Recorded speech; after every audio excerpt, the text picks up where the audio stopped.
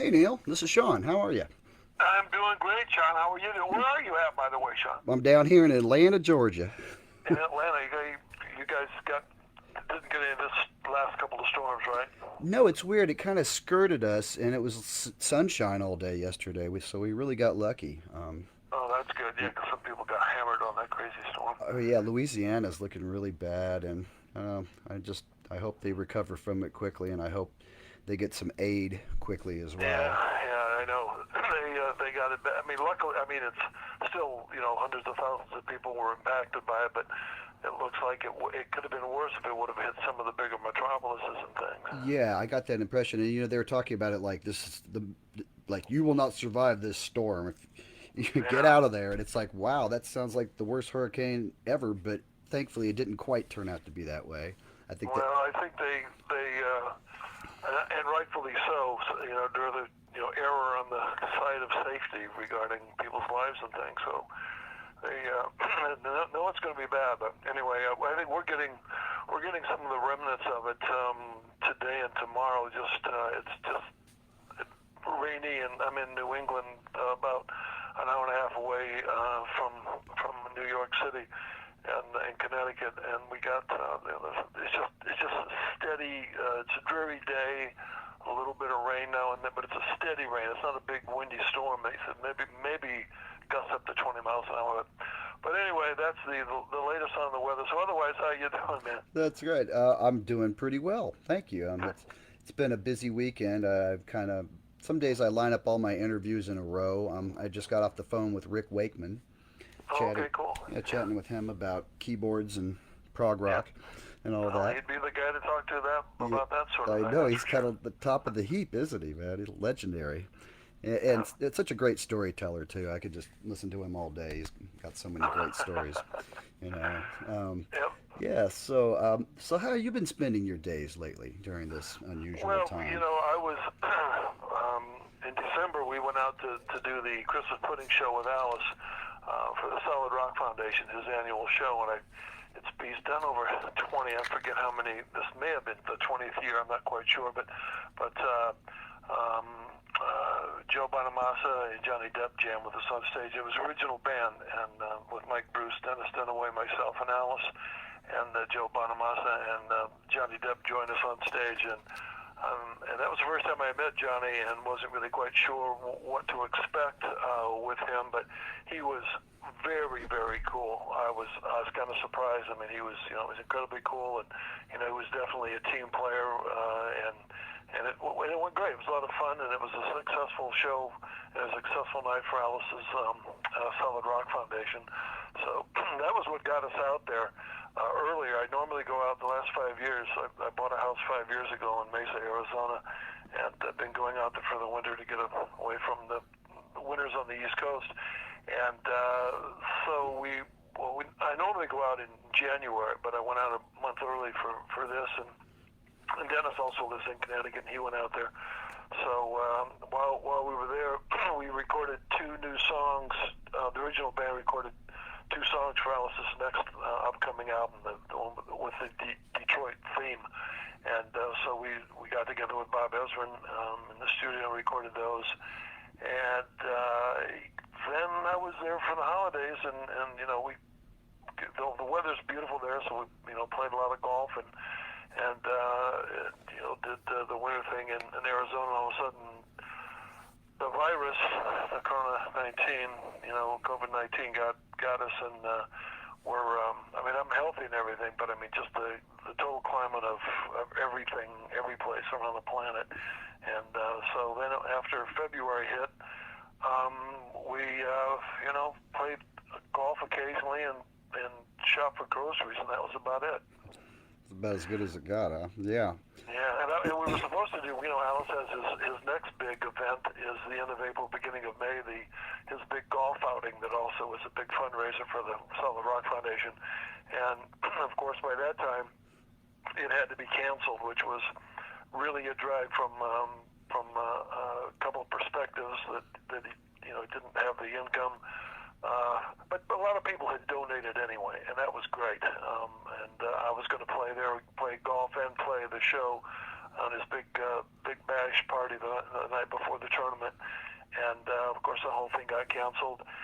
But because of air travel and the New England and the New York area, that time, March, April, and May was pretty bad. So I just kind of like held tight and stayed in Arizona, and I didn't leave until I just felt it was a little bit safer. The numbers were looking better in Connecticut, and at the end of June, I stayed a month or two more than I normally would. The end of June, I flew back to Connecticut, and then all hell broke loose in Arizona. It went terrible, and it got really bad. And Connecticut got a lot better, so I was lucky. I was in the right place at the right time. Survived the flight back here, and since I've been back, I released my new CD, Pop 8595. That's what I was spending an awful lot of time on in Arizona too. It's my latest CD. This is a solo CD. It's not a Killsmith CD. It's actually songs that I wrote between 1985 and 1995, called Pop 8595. So I spent a lot of time getting that ready, working on it for 2 years.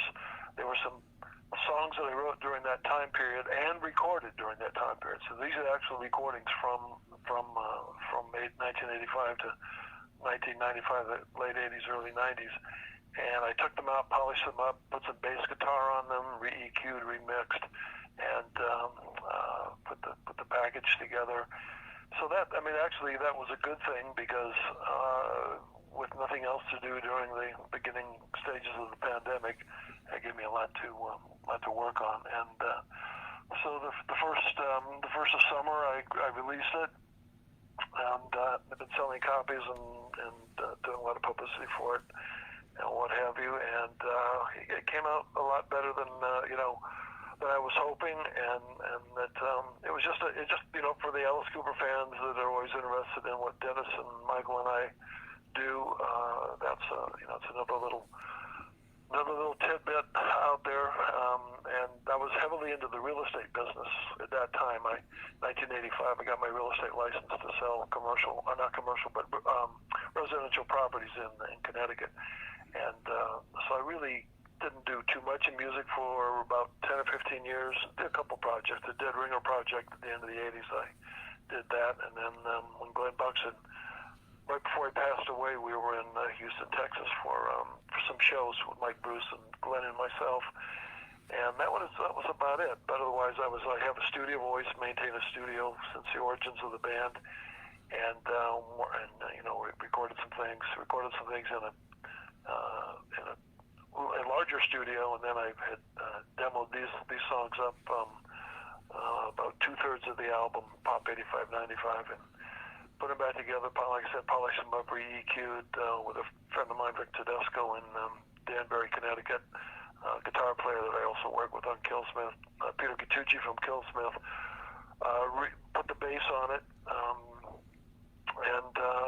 because I never had bass, I played the keyboards on the majority of this CD, and there was plenty of bottom on that, but I thought, it would be great if I get some real bass on there. So put that on. Jesse Johnson, back in the day, a guitar player from New England. He's now in the Midwest in Ohio. He's kind of a kindred spirit of mine, and he's a great guitar player. I play rhythm and keyboards and drums, but I stay away from the guitar. That's not my thing. I let the pros do that. And so that was one of the influences of Pop 8595. I thought his work is so fantastic on it that I had to put it together, get it out there to feature him as well as the songs that were written in that era, and a lot more pop than the heavier rock that I normally do. Yeah. Where's the best place to get the new CD? The best place, Amazon and that sort of thing have the downloads, but the physical CD, and I autograph all the copies through my website, which is nealsmithrocks.com. And don't forget, I spell my name correctly, Neal, not Neil, like some people do. Right. But I'm only kidding. NealSmithrocks.com, nealsmithrocks.com. I have that, and all my Killsmith CDs are on there as well. So that's the best place to get it. But like I said, you can You can listen to samples of it on YouTube. You can go there, Neal Smith and Pop 8595, and they have all the songs there that you can check out. And but if you want to download, and wherever people like to download music, your favorite sites, it's most likely there. Otherwise, you can check some of the other ones. So that's where it can be found. Excellent. Well, folks, check that out. I think that's a must for any Cooper fan and just any pop fan. Yeah. So you went for more of a pop direction on this batch of songs. Yeah, it was. Phil Collins had done some great stuff, as everyone knows, in the '80s, and I was sort of like that idea, like that sound, and also although the first three songs on Pop 8595 are actually, I'm in the studio and I play the drums, but they still have that real techno kind of sound to them when we mix them. But the rest of the album, I actually programmed the drums on my synthesizer. And I know a lot of people that, they're straight ahead, but I tried to make it more interesting than just like a glorified metronome. Right. And try to get some of the feeling of what I would actually play on the drums if I recorded them live. So I thought that was a challenge for me. It was a lot of fun, but I know a lot of the programming for percussion and drums in the 80s and early 90s, were done by technicians or engineers or keyboard players, and that's fine. But I just really would have loved it if more drummers actually did their own, or more groups actually did their own programming. So, and I'm sure some did, but I had to try it out for myself, and that was sort of the inspiration, as well as just writing in that direction, something a little bit different for me. And it's one of those things, because some people have even said that I wrote the songs in that time period, then re-recorded them. No, they're actually all done, all recorded on tape, and then I bounced them down to digital when we started working on them and mixing them in the last couple of years. Okay. So it was just one of those things. I found the tapes looking through my archives, and I said, wow, these don't sound half bad. It's so different than anything I've ever done before. And I even did the package, like a 70s or 80s kind of a pop or rock album, with a hot chick on the beach on there, because it's more of a summer theme. It's like a lot, love songs, things I normally wouldn't write about, but love songs and love gone wrong, and missing, and all the different things that can happen, and totally politically incorrect compared to what's going on today, and but fun, just pure fun. That's all it was. Excellent. All right. Well, we'll keep an eye out for that for sure. Yeah. I highly suggest it. Okay. I wanted to kind of go back in time a little bit with you and kind of trace your evolution as a player a bit and talk a bit about some of the drummers that inspired you early on. I was curious, what are some of your earliest musical memories? Like, before you could even go buy a record, what was some music you heard around the house that really stuck with you? Well, my mom, who was actually in the high school marching band when she was a kid in the 40s, she was a trombone player, and that was the first instrument that I tried, but I was terrible at it, and I went to percussion, thank God. And she always had music playing in the house, and the radio was always on. This is in the 50s when we were kids in grade school. And she also would buy albums, but she also liked the big bands. She was a fan of the big bands, and a big Glenn Miller fan. But so I listened to as a kid I listened to the big band sound. Always had the latest rock and roll stuff on the radio, and Fats Domino, Elvis Presley, Ricky Nelson. The Ronettes, all of that in the 50s and early 60s, and so that was music that was always playing. But I wanted to play. I started playing drums when I was about 11 years old, and so I started with snare drum, and I learned snare drum and to master the snare drum for 2 years before I ever got a set of drums. And my earliest influences, just as the percussion, I just always loved the music of rock and roll, and and drums. You know, I love them especially, and then when the surf came in as well. You know, going back to the surf came in with Wipeout and Sandy Nelson, Let There Be Drums. I mean, you know, by that time I was really hooked on it, and I was already playing, but I really, you know, thought of it as a possible, you know, to get into it professionally later on in life. But I loved going back to the swing era. Gene Krupa, you know, amazing drummer. Oh, yeah. And then all the, even like Little Eva and the Locomotion and Chubby Checker, you know, all those rock and roll hits through the 50s. All the percussion was so cool on it. That was you know, they were dance songs, and that's what made it, you know, made it work. And but then and I didn't really know the names or anything. I just liked the sound, liked the music. And then when I was in after my sophomore year in 10th grade, I moved to Phoenix, Arizona from Akron, Ohio. And this was all in the Midwest when I was born and grew up till I was 15. And then in 1963, for my junior year, we moved to Phoenix. And right away I got into orchestra, and I got into the marching band, and because I was in the marching band at my high school in Ohio and as a sophomore. And being in a marching band in the Midwest during football season, and it's fall, and you put on the big uniform like you see the bands play. Oh yeah, I did that myself. Wear the crazy uniforms.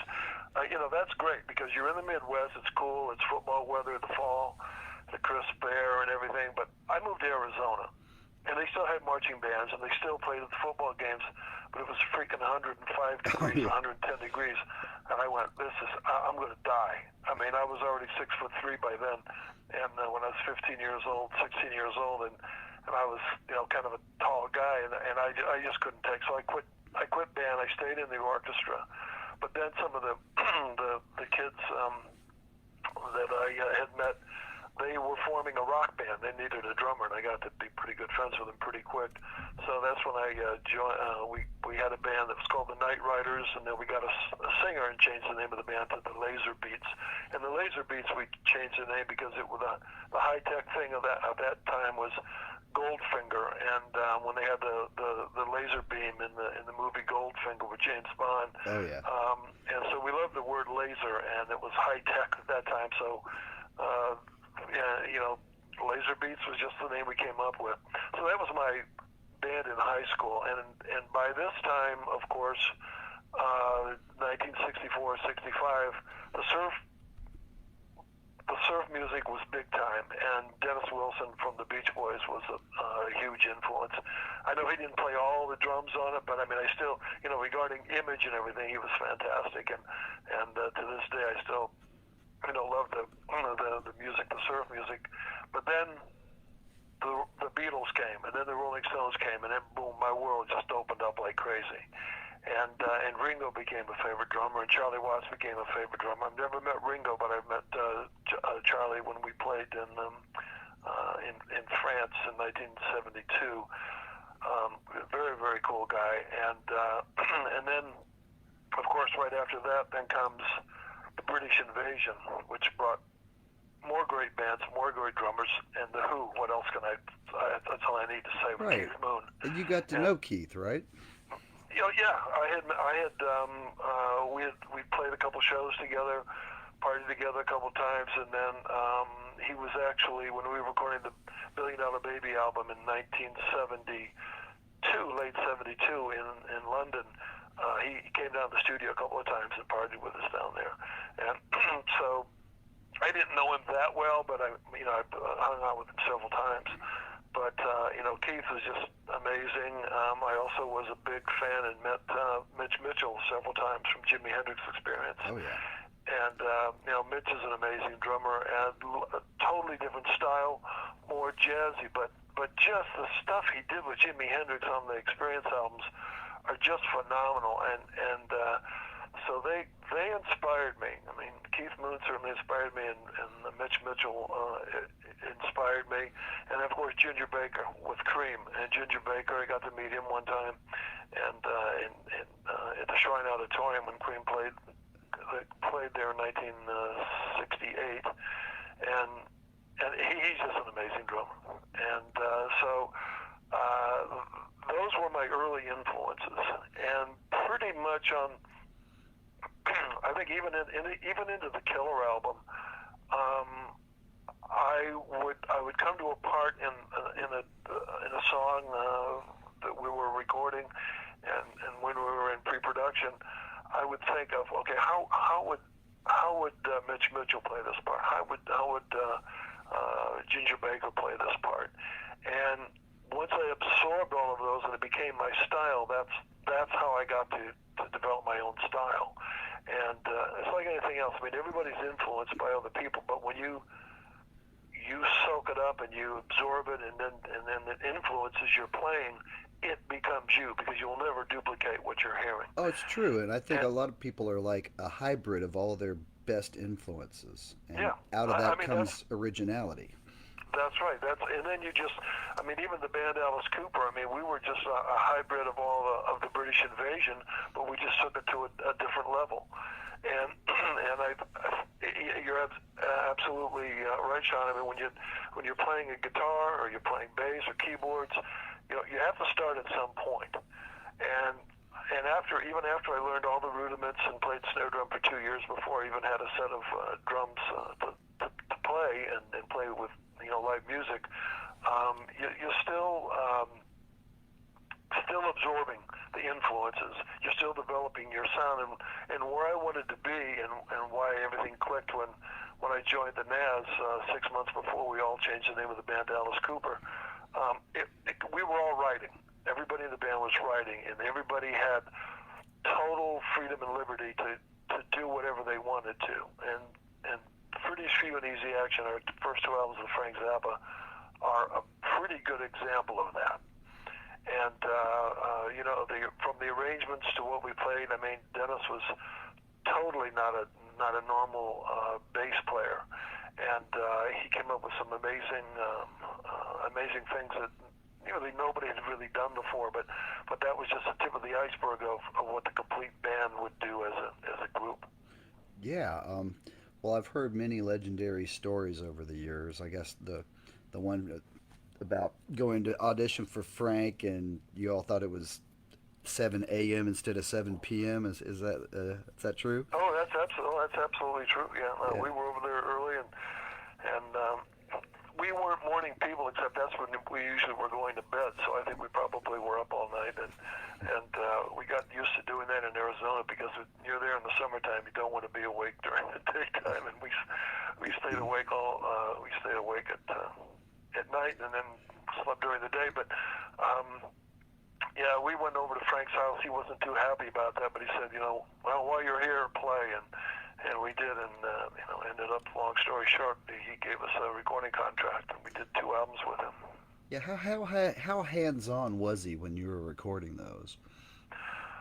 Well, the first album, he was in the studio with us in Pretty's For You, and he wanted to do it. I mean, everything Frank did was low budget, especially with us, and he wanted it to sound like a garage band rehearsing and then somebody just recording it, because we'd run through a song, and we would tell him, okay, we just ran through the song, now we're ready to put it down, lay a track down. He said, no, I already recorded that.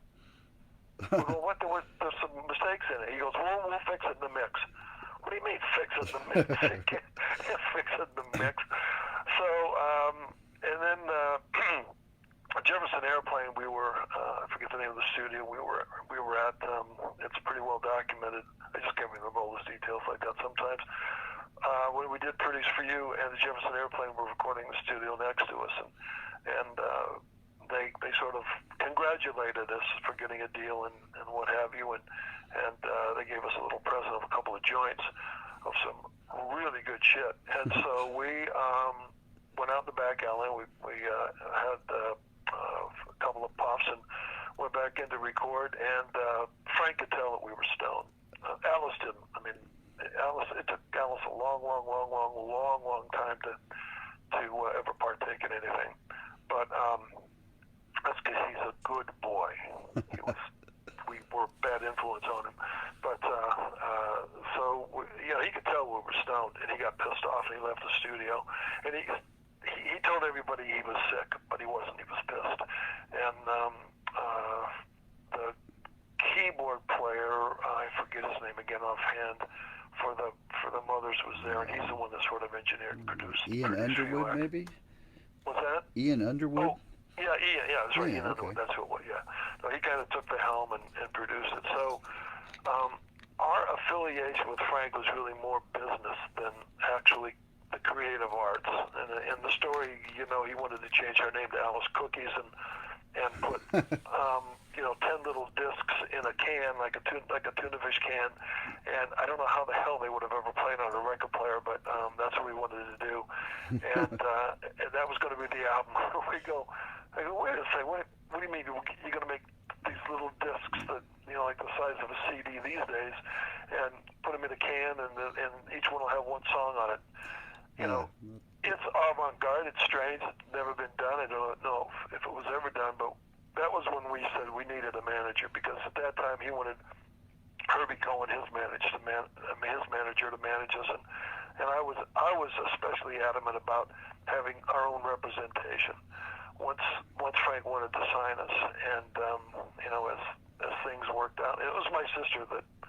I don't know if the stories are BS, but it was my sister that met Joe and Shep Joe Greenberg and Shep Gordon, and introduced them to us, and told them that my brother's in a band, and Frank Zappa wants to sign them, and they're looking for managers. And she found out that they manage bands, so she set the meeting up, and that's how the whole thing started. And it was amazing. I mean, Shep, we're all still close to this day, and he went. I mean, we all came up from the ground floor, and then we met Bob Ezrin a couple of years later, and he was a huge. He was that other part of it.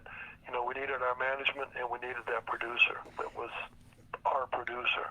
He was like our George Martin. He became the sixth member of the band, and to this day, that's why I won't record anything without Bob there. And we did the Welcome to My Nightmare album. We did 3 songs on that one with Alice original band, and then the Paranormal album out in 2017, I believe it was. We recorded 3 songs on that album, and the new one, don't know the exact name of it yet, with the Detroit theme, we have two songs on there, one Dennis wrote and one I wrote, and Bob produced that album as well. I mean, he's family. I mean, I'm in touch with him all the time, and we were out in Arizona, and when we did the tracks in December, I had to go back in March and redo the drum tracks. It was a technical problem, and so we, Bob was he actually flew in to put the tracks down with me, but so he's he can feel like we're all best friends, and I think that was one of the glues that kept the band together. And as people said, we literally lived under the same roof for over 7 years. And I've heard, people have said over time, man, you guys must have been in so many fights and stuff. I said, are you kidding me? I call it the party that never stopped, because we all had the same goal. We all had the same crazy sense of humor, or sort of, and but enjoyed each other's company, and it never got old. And actually, the problem started when we weren't living together, but that's another story for another time. But we'll keep it positive and uplifting. Yeah. And so, no, it was all chemistry too, and we were very lucky from the standpoint of that time in music history. The early 70s was a brand new decade, and the Vietnam War was kind of wearing down a little bit. And it was no longer all peace and love. And Altamont with the Stones had already happened, and Woodstock had already happened. And not saying that the 60s burned out, but they were, there's not too much more that could have been done. So we hit right at a prime prime time. 1971 when I'm 18 and Love It to Death came out, and I think the country and the kids were just ready for something that was, like us, a little bit different than anything they'd ever seen, and definitely entertaining. And the music, we started writing songs, music completely different with Love It to Death. But Bob was a great producer and arranger. He took an 8-minute song called I'm 18, whittled it down to 3 minutes, and made it a radio hit. Oh yeah. Well, my question is, just trying to collect my thoughts here. Um, when you listen to some of Bob's productions with other people, like The Wall, or for instance, do you hear his imprint on it? Well, Pink Floyd, yes, I mean, and of course Destroyer with Kiss, and he's certainly, like a musician, he has his own style, and there's, but I think, and that's a fair question, Sean. That's a very fair question. But I think, the power of the bands and the sound of the band sort of trumps everything else. And I hate to use that term, but trumps everything else as far as what the producer does, because we know that for a fact, because we worked with other producers as well, from Frank and Ian Underwood to David Briggs for the Easy Accent album, and then we worked with Bob Ezrin's producer. God, I can't think of his name offhand right now. That did the Guess Who, and Jack Douglas, worked with Jack Douglas as well. But everybody has their own style. But I think that the producer sort of develops a style of the band. I think he produced The Wall a little bit differently than he would have produced, Alice Cooper, the group. So I mean, there are going to be some subtle similarities, but I think for the most part, the band sound will come out. He just kind of, he makes it as at that time as commercial as he possibly can, and I think he had a lot of success doing that. Oh yeah, and well, I've heard it said that the best producers don't really leave a mark, and other. Well, yeah, exactly. That's kind of what I'm saying, Yeah. is that they bring out what the sound of the band is. There's other guys who have a sound, like somebody like Jeff Lynne, where everything he touches has a wall of strummed acoustics, 10 miles wide. And Phil Spector with the same thing with percussion. Yeah, so it's some guys, I guess you use them if you want their sound, and other guys Right. are better about bringing your own sound out. And ultimately, Exactly, yeah. I think those. I think Bob follows that. I think those age better in the long run too.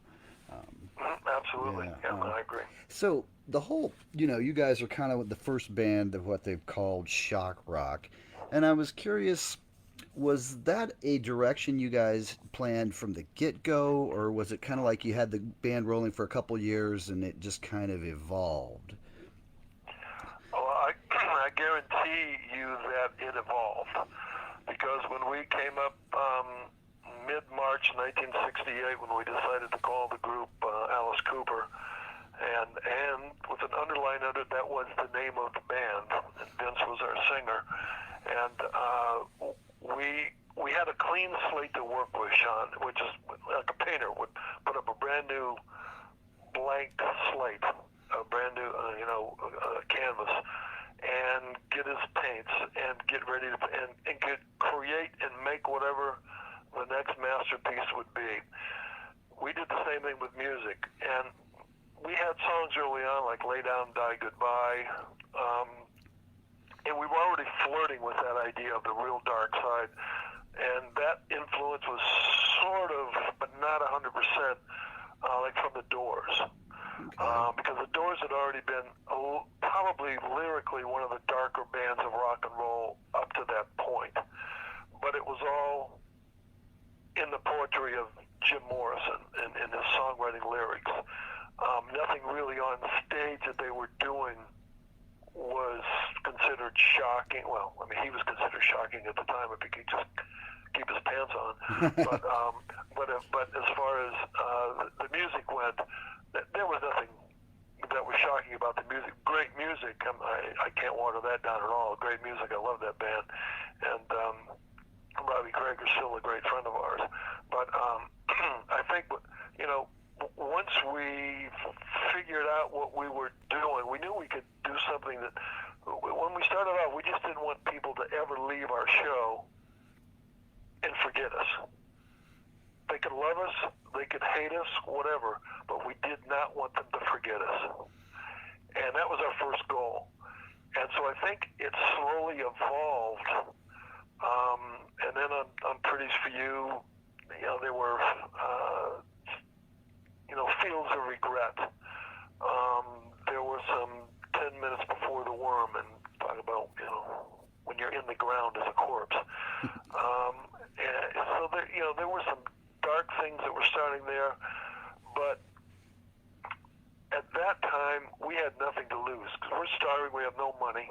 We have record deal. We have British for an Easy Accident. Together, both of them, I don't think at the time sold more than 20,000 copies total together.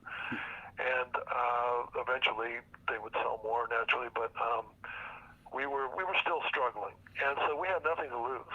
And Shep was 100% behind us, and no matter what we wanted to do, he just said, "Just give me something, and I'll make it work." And although we discussed many things together, and so I think the evolution is the word, Sean, that really best describes how we got there.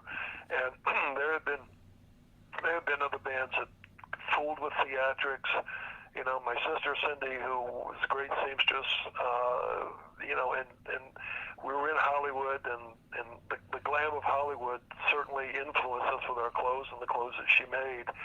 She would go to the back lots when they would have their big sales and buy clothes. You used to buy it by the pound. They had all these tons of wardrobes from movies.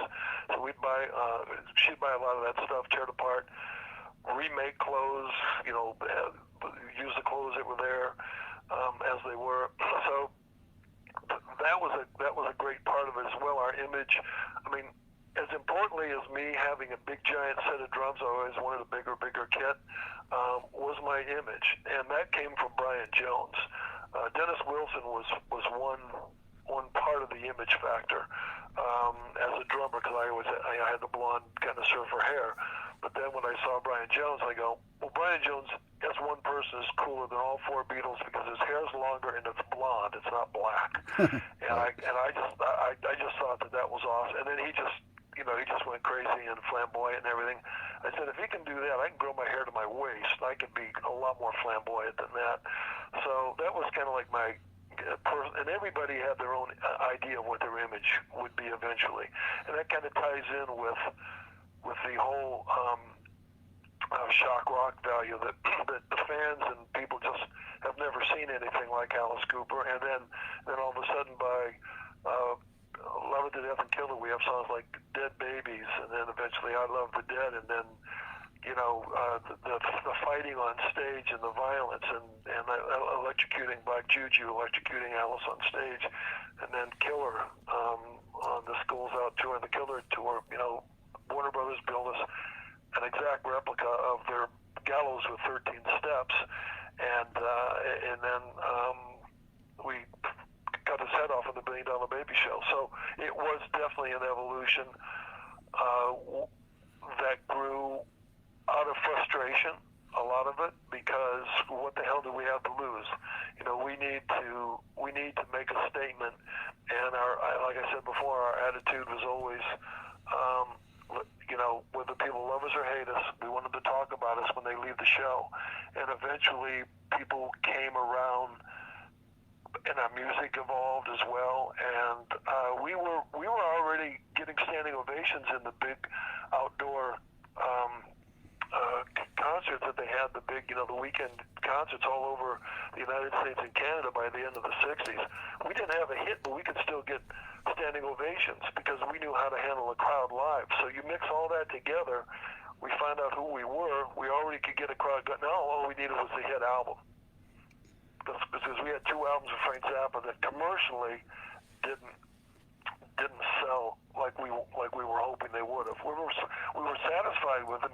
understand it because we thought any of those albums we thought could have been gold.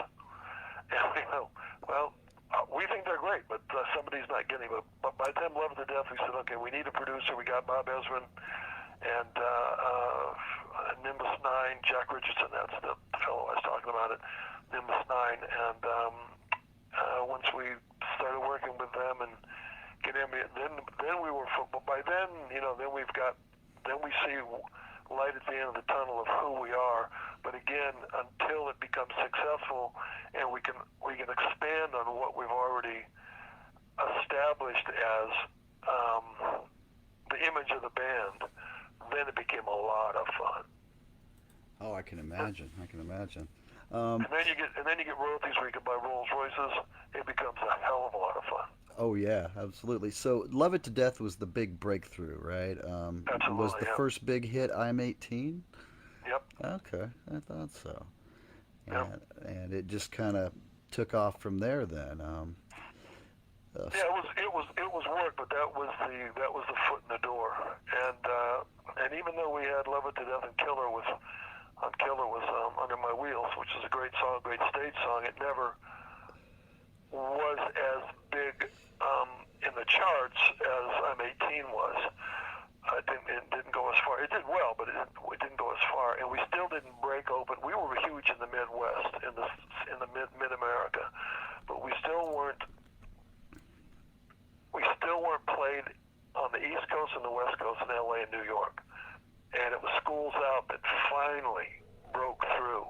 And they couldn't, because believe me, even though we were in the music business, and there were a lot of people that hated this band, and I mean really hated this band.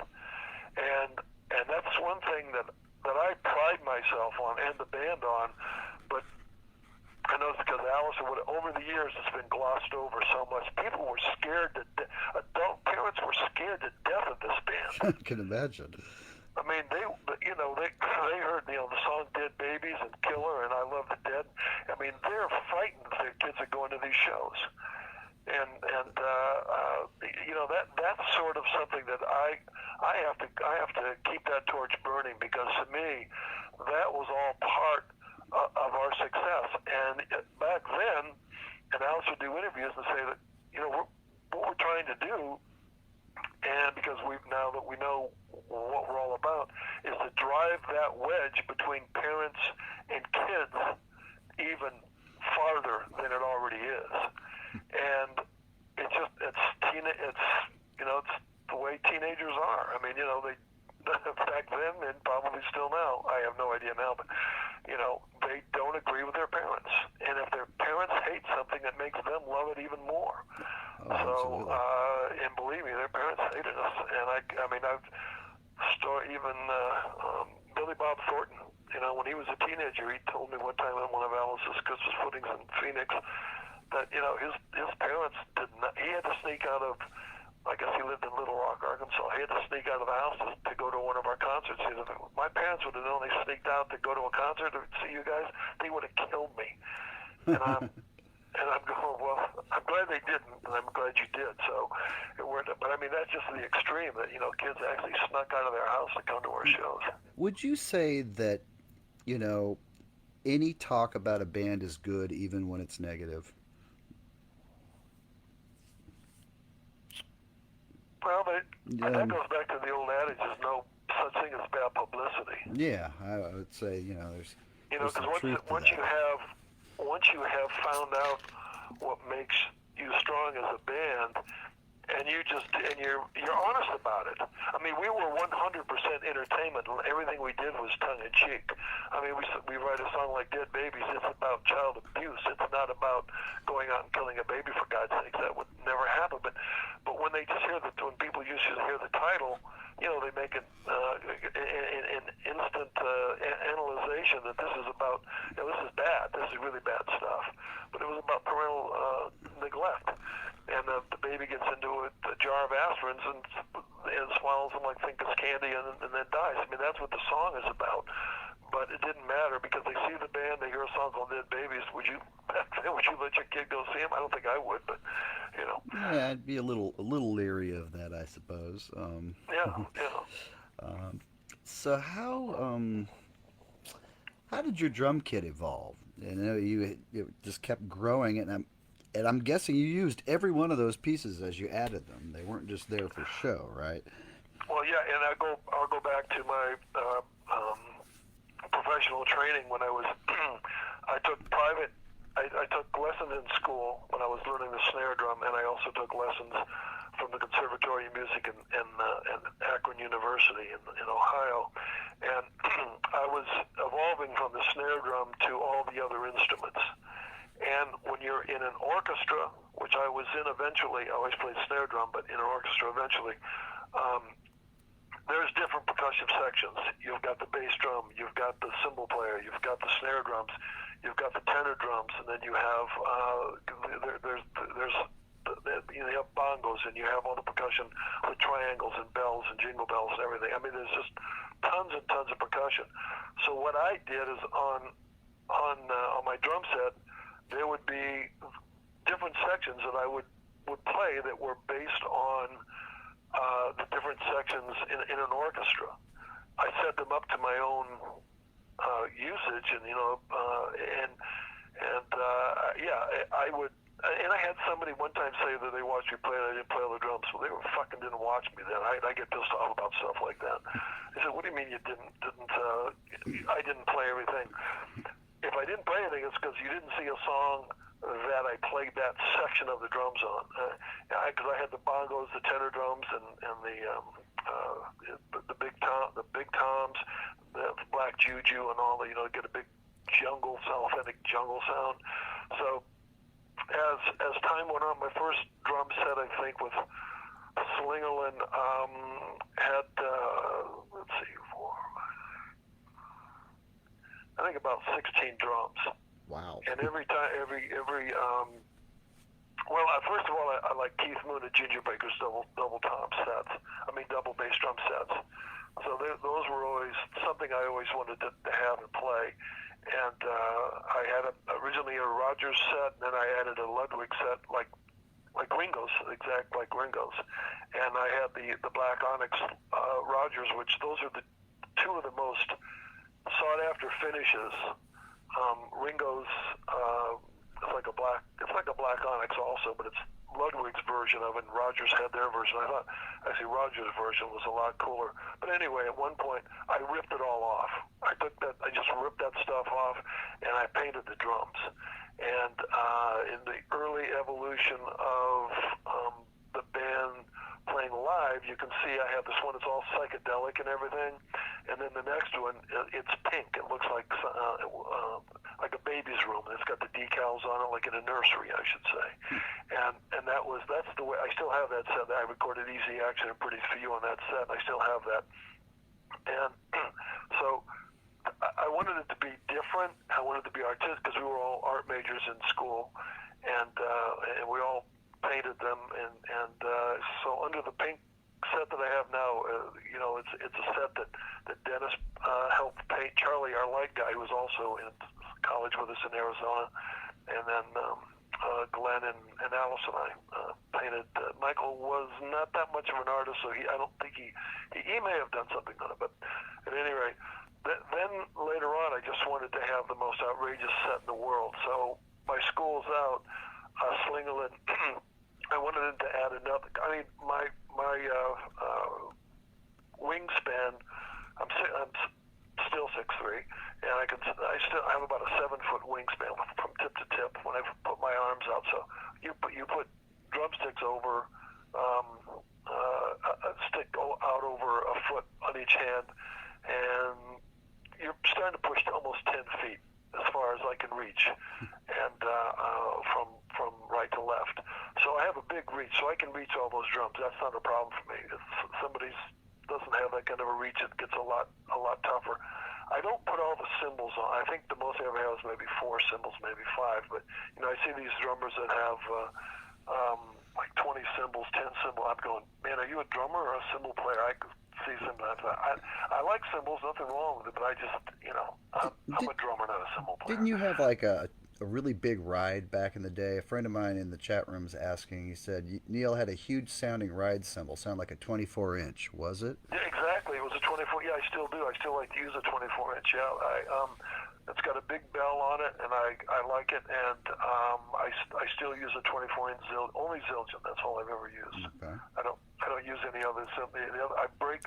First of all, I have a lot of cymbals that are just cracked to pieces. I still have a lot of my cymbals from back in the day, but Zildjian are the strong. I still can break a Zildjian, but they're still the strongest cymbal, and that's the oldest brand, and they know how to make cymbals, and they're very, very good. And that's the sound I'm looking for. I don't like the real splay, something that sounds like a tin, like a tin can or something. I don't like the real tinny sounds on it. I like a real rich, deep cymbal. Okay. What you had a kit that was mirrored, I believe. Was that something you Yeah, applied? yeah, exactly. How did that come about? Yeah, the next set after, well, let me go back to the Slingerland set. Okay. For Schools Out in Killer, I got, because I had a Silver Sparkle, the first set that Slingerland gave me. And then the second set, I had 18 drums, and I had added 2 more on the Chrome set, and that was the Killer and Schools Out set, and I still have that set as well. And I added a third mounted tom-tom. I have 13-inch tom-toms across the front, 4 of them, 2 on each bass drum, and I added a 14-inch tom between them that they had never made before. They'd never made a mounting for a third tom-tom on a bass drum. And they were kind of reluctant to do it. I said, just do it. Just put one on there. And we explained, we worked it out. And so basically, the very first set they ever made with 3 tom-toms on it was my set. And it's interesting because in the mid-'70s, Elvis's drummer had the same set. He had a Slingerland set, and he had 3 mounted toms on each bass drum, with a total of 6 mounted toms. So that was pretty cool. So that idea, that set even influenced Elvis's band. But that was just to get more drums, because I wanted the set to start to look even bigger than, but I still have to be able to play it. I just didn't want drums there that I couldn't use. But but those were great. And I had always been moving to the Premier set. I always liked Premier because Ginger Baker played Premier, and Keith Moon, of course, did, and a lot of the English bands. And in '72, after the Schools Out tour in the UK, my roadies had contacted Premier and said that I was interested in talking to them about the possibility of a sponsorship. And this was right before Christmas in November of '72, and me and one of my roadies took the train out of London. I don't even know the name of the town that Premier. Basically, Premier is the main business. Premier Drums is the main business in this town outside of London. I don't know how long it took us to get there. It was such a long time ago, but we took the train out there in the morning and spent the whole day there. Now they have the wood plant for all the shells, and then they have the metal shop or the metal plant for all the hardware, and then they have the assembly plant, the showroom. So they have these 4 big divisions that really make this town in London, wherever in the UK, wherever it is. And let me tell you, this was right before Christmas, and I'm out there, and we've already had tremendous success with Love It to Death Killer, and now School's Out, and I just bought my Rolls Royce in London. That was being shipped over to the United States, and all of a sudden I go up to Premier Drums, and they have, especially the showroom, it was like the biggest gigantic store, all dressed up for Christmas, but it's all drums. Awesome. I thought I was in freaking heaven. I mean, it was just, they treated me like a king there, and this, of course, right after School's Out was a monster hit in the UK. And so my original idea, I told them, we put the set together. I think I added a couple more drums and a couple more floor toms than I did on the other set, because I had 18, and now I had I think 21 drums on this set. So they sent a set, just a regular white marble set. They sent one over to the United States right away. It was there before I returned from that tour and recording $1 Billion Babies at Morgan Studios in the UK. They had sent that, but that was just a practice set for me. But it was a monster set. I never played it live. I think I recorded it. I used it on Muscle of Love a little bit. But we're trying. My idea was to make all the drums look like Budweiser cans. and I had contacted. So I just wanted the raw wood shells with all the hardware on there. I just wanted just natural wood, no finish or anything, because it's all going to be covered. And so I said, "Oh, that's easy. We could do that." And they put it together. And then when we got back from the UK, and we're getting ready to the holidays. We were here and getting ready for the $1 Billion Baby Tour. I actually called Budweiser, the corporate headquarters in wherever it is, St. Louis, I don't know, whatever it was. And I told them my idea. I said, I would love to do my drums all like Budweiser cans. Don't forget, this is 1972, early 73. And I want them, I think it's going to look great because it's very pop art to do that. And I was thinking like something maybe Keith Moon would have done, like a real pop art kind of drum set. They all look like beer cans, Budweiser beer cans, the white and the red. And he said, all I ask is that each show we have a case of Budweiser and a case of Michelob for this fall tour, the spring tour coming up, which was the $1 Billion Babies tour. And stupidly, they said, no way in hell will we ever sponsor a rock band. This is what they told me. And no way in hell would we ever, if we did, we wouldn't sponsor the Alice Cooper group, ever. And they slammed down the phone on me. Uh-huh. And I think about this to this day now, when every beer company tries to sponsor rock bands, and I go like, man, that was the biggest, stupidest mistake they ever made. Anyway, long story short, Dennis's idea to put the mirrors on there, and it ended up being a better idea, because when the Super Trooper, there was a little bit of fog around the drums, those were those mirrors are inch square, and they came in sheets, like a foot by a foot, and then we just wrapped them around, and the roadies glued them all over the drums, and then whatever wood showed through, they painted it silver. And you put a Super Trooper on there with a little fog around the drums, it looked like a million laser beams shooting off of it. There's one picture somewhere I've seen of that, and nobody's ever seen a set of drums look like that, ever. It was phenomenal. So it came out to be really cool, and in 2015, a Heritage auction, I had a big auction. I sold those drums in that auction. Did adding the mirrors change the tone? They pretty much sounded like shit, but so I never recorded with them in the studio. It was a little bit muffled for my taste, but I could make the, but when you're on, you're playing live on tour. It did change the tone, because a lot of the really good drums, they resonate from the wood that, and then this wood had the glass wrapped all around it and everything.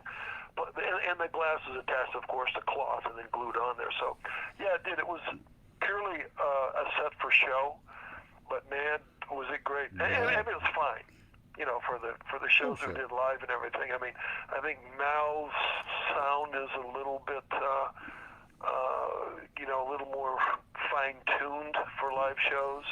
I don't think that would work out too well. I mean, it wasn't terrible, but I know it leaned more toward, an effect, a visual effect rather than the sound effect on it. How did miking drums evolve over the years? Because I know eventually got to the point where there's a mic for every drum, but it wasn't like that in the early 70s, was it? Yeah, and that's a great question, Sean. Not too many people talk about that. I mean, when I went to see Jimi Hendrix the first couple of times, they just basically had some vocal mics on Mitch's drums, a couple of them. One above, one right, one left. I mean, they didn't really, it wasn't a big deal. And, of course, it sounded like crap, but eventually the big sound companies,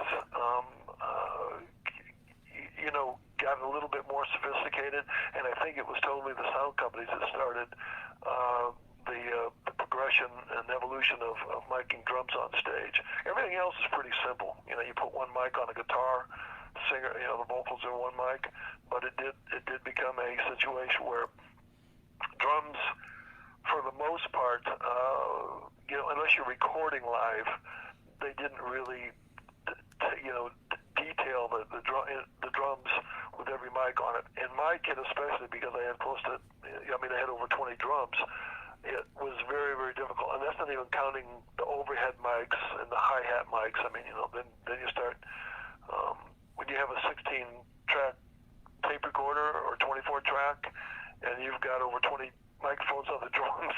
Well, you got to mix them all down. You see the problem that could arise from that. Yeah. Oh, yeah. This day and age, you can, you know, obviously have 100 tracks if you want, but with digital recording. But yeah, no, it was an evolution, and I credit the sound companies for you know, taking the bull by the horns and working on it. I mean, it's, you know, now, I mean, when the Who play, you know, they have a plexiglass wall around Zach's drums, right? And you know, so it's a bigger, it's like a recording studio every time you play.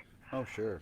A lot more controlled, and you know, that's a great question, and not too many people talk about that. But I mean, it evolved even between, you know, when I started playing with the band in 1967 till we broke up in 75 or 74. So yeah, it changed a lot. It was a slow progression, but they basically just did what they did to every other instrument, and of course, with all the leakage on stage, you have a lot of microphones on the drums, and they're going to get leakage from every other instrument that's out there. True.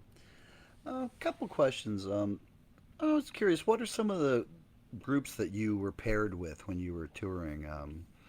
Some that were really, you know, a good pairing, and then some that were like, you know, Jimi Hendrix meets the Monkees. Yeah. Well, you know what was great about that era? Another good question. You look at the billings for the big outdoor events like Woodstock and the big concerts that they had over the weekends. They had such a variety of bands, and that actually filtered through to the shows that we would do in theaters or you know, at the Fillmore. I mean, one time we played with Ike and Tina Turner, the Fillmore in San Francisco. Oh, wow. So it was, you know, Ike and Tina Turner and Alice Cooper, early days. This is, you know, pre Love It to Death, and it was, you know, just the bands were amazing, and the variety was there, and you know, we played a couple times with Bo Diddley, and we were sort of the oddity at the time. I mean, still rock. Of course, we did a lot of shows in the Detroit area with the Stooges and the MC5, and Ted Nugent also. But those were high energy, so those kind of fit together. But I think we did one in Connecticut, where I live now, and I think it was New Haven. It was one of the universities, big universities, and it was John Mayall and Alice Cooper. Okay. That's kind of a weird combination. I always thought, Yeah. and I liked him. I liked the fact that, you know, so many great guitar players was through his band, but it was a you know, totally 100% blue, you know, white blues compared to this crazy theater shock rock stuff. Sure. And again, that was at the early stages. But you know, it was so common. I never thought of it as like the Monkees and Jimi Hendrix. That has to take the cake without a doubt. That's a pretty extreme one, yeah. yeah. But I can't remember anything that I would think was particularly bizarre, because, you know, so many different styles of music. And I do a lot of interviews, and they talk about that. I said it was so different then, because now they try to, you know, make a show sort of in one genre of music. But back then, you know, you could have, you know, theatrics, you could have blues, you could have a female band, you could have Dr. John and the Night Tripper. You know, I mean, Dr. John was pretty crazy at the time, and Crazy World of Arthur Brown. Oh yeah. And a lot of the festivals would like I said, just have such an array of bands play. Yeah. But it was never. I don't think we ever did anything like Alice Cooper and Fabian or anything like that. Did you guys ever play with Black Sabbath or feel like any kind of kinship with them? Because they're kind of scary and shocking. I never remember ever playing a show with them, but I've seen a couple of posters. Now I have all the records of when I played. I wrote down every show we ever did back in the day. And I can't find anything specific, but I've seen a couple of posters that said we're Black Sabbath. I've seen some stuff on Facebook, but I never remember even really hearing about Black Sabbath until the band broke up in late '74, early '75. So I do not recall that. I'm not a good person to ask because I know that if it was a band that I really, really wanted to see, I would have seen them. Like when we played with Led Zeppelin at the Whiskey A Go Go. That was probably it wasn't the weirdest bill, but Led Zeppelin and Alice Cooper at the Whiskey A Go Go in Los Angeles and Hollywood. Right. And what year was that? That was the first week of 1969. Oh wow! So they were fresh out of the gate themselves. Yeah, their album hadn't even been released yet. It was about a month from being released. Could you tell there was something special going on there when you saw them? No, they were just on their first tour. We had 5 nights we were playing together, and after the first night, they all got the flu. So we had to finish the. I think maybe somebody else came in to cover for them. I don't remember who it was, but didn't meet them or anything like that. And I was there because I was such a huge Yardbirds fan, and I wanted to see Jimmy Page's new band, and of course Page is always great on stage, but even John Bonham, nothing really popped out at me at that time, and I don't know whether I'm a victim of hype or whatever, but boy, I sure loved their first album. But when I saw them live, it was a great band, but it seemed like an extension of the Yardbirds because they started off with Train Kept a Rolling, so Right. it was kind of strange. But when I think about 2 shows in particular, that one with Led Zeppelin, and then we played at I think it was the Boston Tea Party in Boston with there were 2 dance floors in this club at the Boston Tea Party, and we were in one, I think on the lower level, and upstairs was Chicago, and it was their first album. Oh, love them. Chicago Reds, CRT, whatever, and I think about those 2 shows with Led Zeppelin and with Chicago, and how much music was created and for the world from those 2 shows. One with Alice Cooper and Led Zeppelin, and one with Alice Cooper in Chicago. I mean, 50 years later, how much music has been created with those 3 bands? It's phenomenal to even think about. A ton. Yeah, how did you feel about Chicago? I figure, you kind of grew up with some big band influence. Did you kind of dig seeing a rock band with horns? Oh, yeah, and I think Danny's a great drummer, too. Danny and I've got to be he friends is. over the years. He's always at Alice's events out in Arizona. And, no, Danny's a great guy. And, no, I like them. I like instruments, in bands. I loved Blood, Sweat, and Tears. I thought they were great. Oh, man. yeah, me too. I really like those guys a lot. And I'm what was it?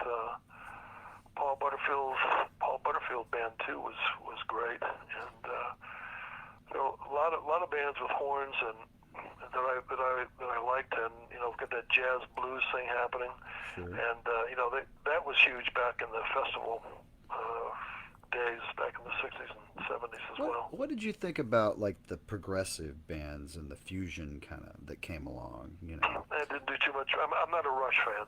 Yeah, that's I cool. appreciate how good they are. Geddy Lee, I think, has one of the weirdest voices in rock. I just don't It's get unique. it. Yeah, it's But an acquired that's, taste. and I don't sugarcoat something. Either I like it or I don't, and I just go, it's not my thing, And he's got a lot of fans, and What about Neal Peart, their drummer, he's a great drummer, and without a doubt. And he just passed away, I believe. he did, yeah. Recently, and that's a shame. I don't like to see anybody from the music industry die, but they were a great band. But yeah, just not my thing. And I think the only one, King Crimson, when they had their album out, they were kind of a rock fusion Yeah, with a jazz little band bit like of a that. But creepy edge to them, a little bit, I think. Like that first album with the screaming face on the front of it. That's yeah, that's the only album I ever bought just from the cover alone. It was a record store, and I saw it. I don't know this band, but man, this is the coolest cover I ever saw. I bought it just because of the cover. Never even heard of the name of the band. But I listened to it in was it the Court of the Crimson King. Crimson King? Yeah. That song's a great song. Yeah. But I'm normally not. I mean, I appreciate it, but I'm a real, Stones kind of just straight ahead rock and roll is what I like. A little bit of country sometimes, but not too much. I mean, Garth Brooks, I used to love him. So I like the pretty. I wouldn't say simple, but I've enjoyed trying to play that myself.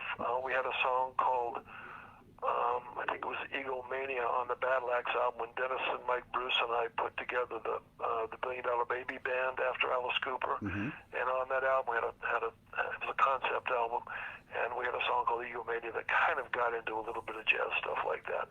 So it's fun to play. Halo of Flies is probably the closest thing I can imagine off the Killer album, but still, I wouldn't say that's that far into jazz like some of the other groups have had.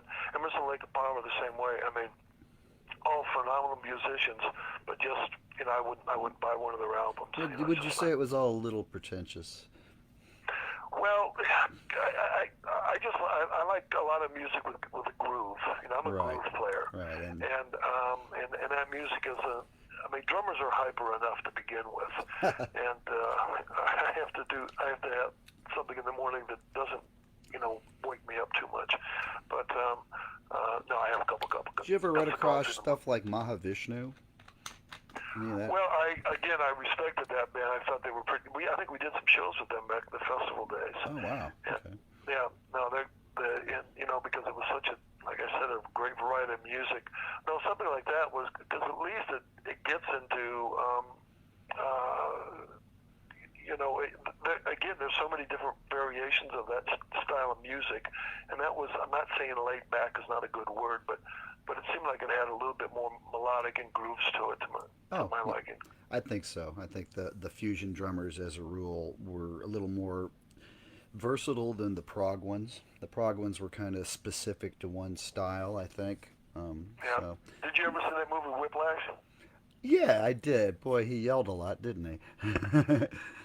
Yeah, I mean, believe me, when I see it, it's sort of like it's a totally different world than I ever wanted to be involved in. Again, going back to when I started playing percussion, the snare drum, I could read music. I said I was in the orchestra and in the band, and you had to read music. But I've sort of, that's gone by once I started writing my own music, I just remembered it. And so I never needed anything written down. But when somebody goes and they just can play something band like with the snap of a finger, and it could be very complicated. I mean, and then somebody else could come in and take your place.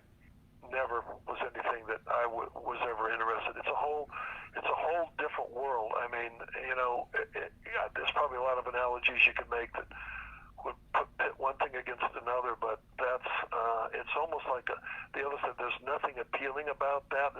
With all the pressure.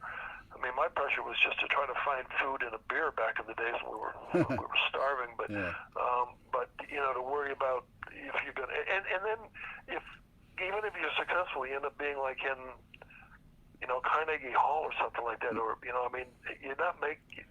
not what I was interested in. I wanted something where if I had the opportunity to be successful as a rock band, and that was the one thing that all five of us had in common. I mean, when I hooked up, I was friends with the guys from college before I actually joined the band in late 1967. But our attitude, everybody was the same. There was nothing else anybody in that band was ever going to do except be a musician. Well, it's great when everybody's all on the team together, and and everybody has the same vision. I think that the early years of a lot of bands are like that, and then money comes along, and that kind of changes everything. But, well, that's part of it. I mean, I know that you can always write the analogy about the brilliance of starvation, going back to the mother of invention, and you have to survive. And when you're willing to take chances with nothing to lose, and that's what we did every day until we finally had a gold album. Well, that's awesome. That's awesome. So, did you? So you didn't go to high school with the guys. You met them all in college. Is that right? Yeah, Okay. yeah. Okay. I graduated in '65, and then my second year of college at Glendale Community College in Phoenix. Mm-hmm. We all went. It was a brand new campus at the time, and we all went there, and I met.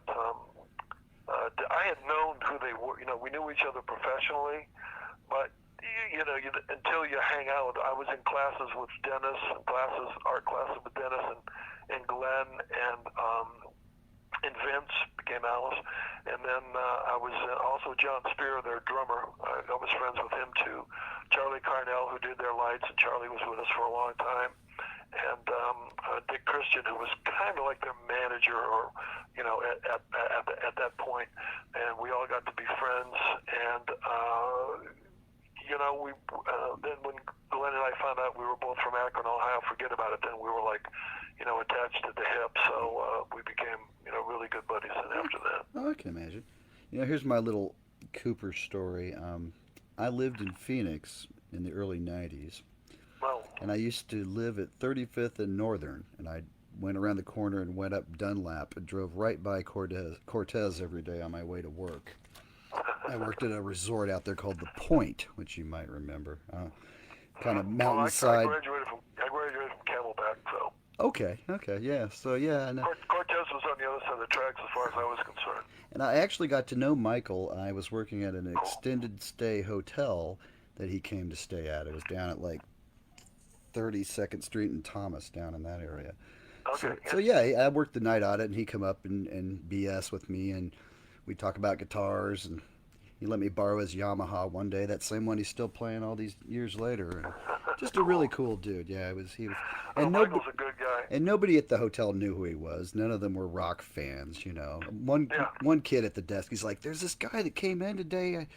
He's in some band," and it got to the bottom of him. I'm like, "That's really cool. You have no idea who he was. He's 70s rock god, And it was fun talking with him about, the times. He goes, he said, for you guys, it felt like, we all look back fondly on the 70s now, but at the time, you guys kind of felt like the 60s was where it was at, and you kind of were getting in on things a little late.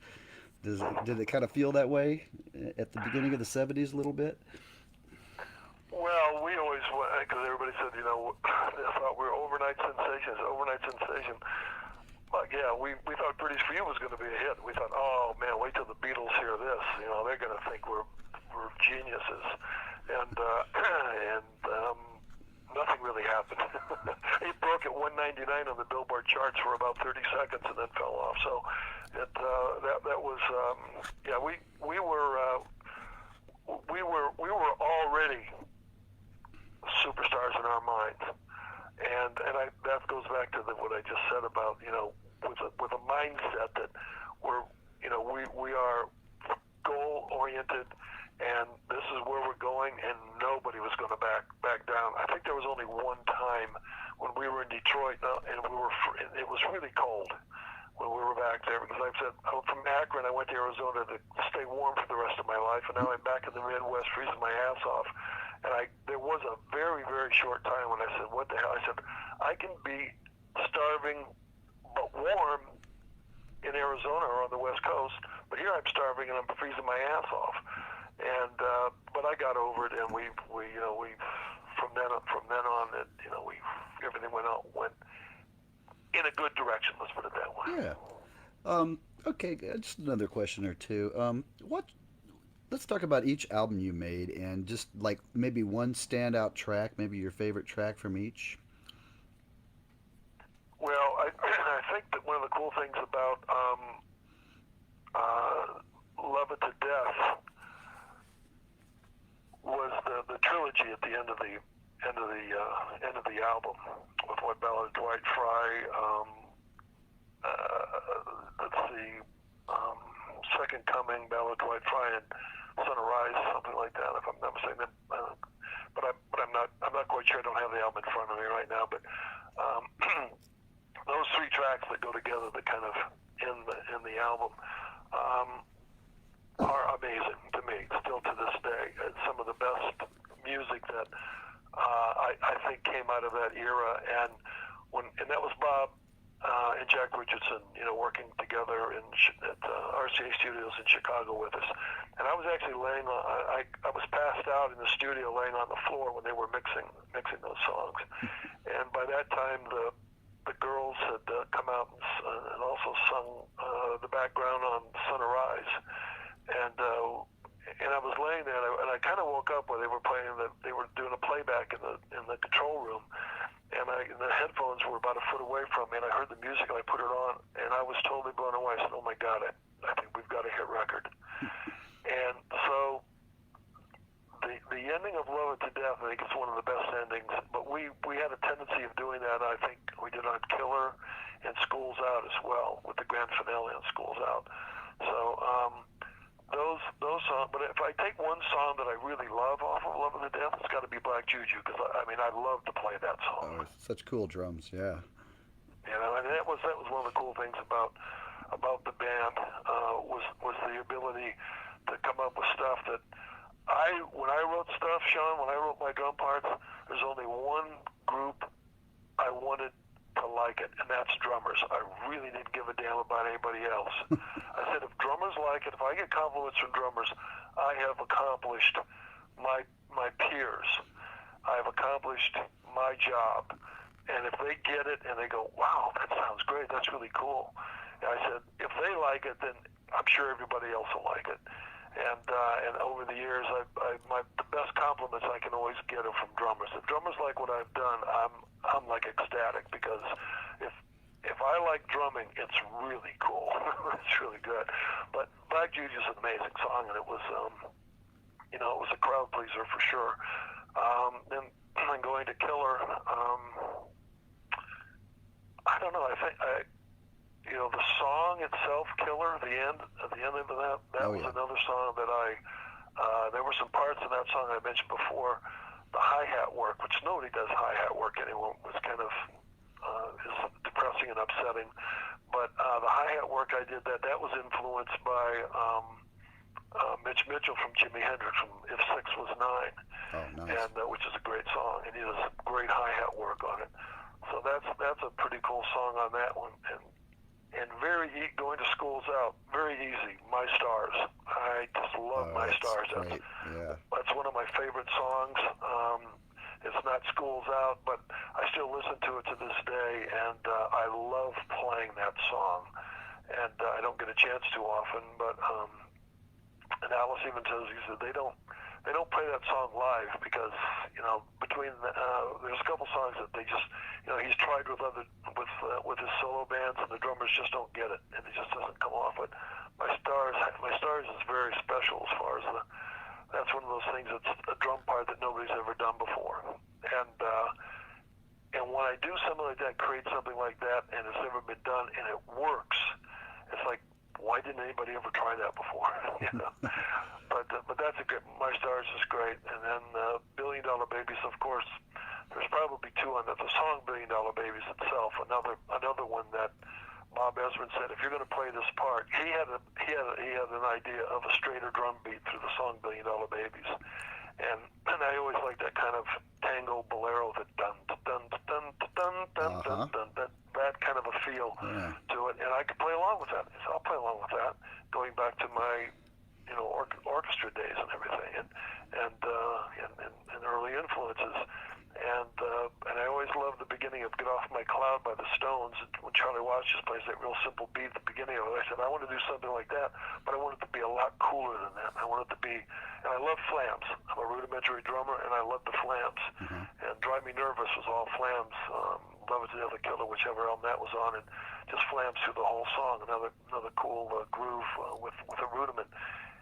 But I wanted something with flams, and that's how the intro came up for that, and then I kept it going through the whole song. And then the other one's Generation Landslide. Oh, love that. You know, and that that's album. kind of a deep cut that doesn't get a whole lot of attention. That and there's another one on there that's like that as well. Raped and Freezing. Oh, Raped and Freezing, Yeah, yeah. a Well, couple. we did that on the Million Dollar Baby tour. We did Yeah, that song, very cool. Raped and Freezing. My Generation Landslide, I don't think we did it live. I don't think we did that song live. We may have done it on the Muscle of Love tour, but I don't think Well, so. that's the cool But one where it mentions the title of the album. You know, Billion yeah, Dollar Baby. Well, so does the title track, obviously. Um, yeah. which one do you think? And how about a Muscle of Love? Well, Muscle of Love, the song itself, Muscle of Love, we did it when we played in the UK in 2017. The original band, we got on stage and finished the set about a half an hour with Alice over there, and and Michael came up with some, a new arrangement for the solo in there, and it's as heavy as any Who thing or Led Zeppelin thing ever. It's great, and actually the Alice's band would come on stage and stand around behind the drums, behind the instruments while we were playing the song on the shows that we did over there. They were very into. But I mean, I love the song "Muscle of Love" and especially the break. That's my favorite part of it, and that's another one. I do a kind of a shuffle with my double bass drums and my in my hands. Just going back to Generation Landslide, real quick, Sean. Alice, that's another song. He said that they can never get a feel for it when they try to play it live. That beat that I'm playing on the song, and the song was written around that beat on Generation Landslide. That's a swing beat. Yeah. That's a swing beat, and you can't do it on stark 2/4s. You have to have that swing motion with it, and that's why that song works. And that's why nobody else can play it. Very simply, but that's what made it so much fun. And again, that goes back to the swing era, to the music that it was very danceable. We'd employ that once in a while in our music. Oh, love that. Love that. Wow. Well, I have really enjoyed this chat, Neal. It's been really enlightening, and I'd love to chat with you again sometime in the future. I really appreciate you taking some time out of your afternoon to reminisce with me. Well, absolutely. I was great to talk to you, Sean, and just reminding everybody that Pop 85, 95, and my other Killsmith solo CDs are at my website, neilsmithrocks.com, and That's right. that's my same Facebook address if anybody ever wants to say hi. Excellent. All right. Well, head on over there and check it out, everybody. All right. Well, stay safe, stay strong, and let's chat again sometime. I'd love to. All right, sounds good, Sean. You stay safe too, partner, all right? I will do that. All righty then. All right. Take care, Neal. I'll see All you. right, take care. And thanks again. Bye-bye. Bye.